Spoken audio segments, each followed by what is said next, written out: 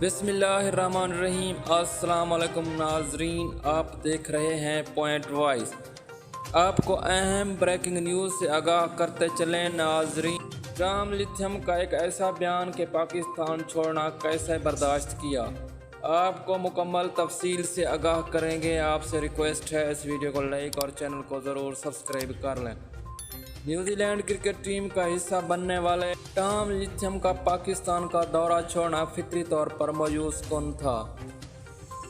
Ram lithium New Zealand cricket team की कहानी कर रहे थे। राम लिथियम जो कि एक टीवी को इंटरव्यू दे रहे थे, वो बहुत ही मायूस कौन थे, क्योंकि ये सब कुछ उनके बस की बात नहीं थी। नाजरीन, तमाम खिलाड़ी किसी न किसी के मातहत होते हैं। मज़ीद अपडेट के लिए जुड़े रहिए पॉइंट वाइज के साथ। वीडियो को लाइक ज़रूर कर दें।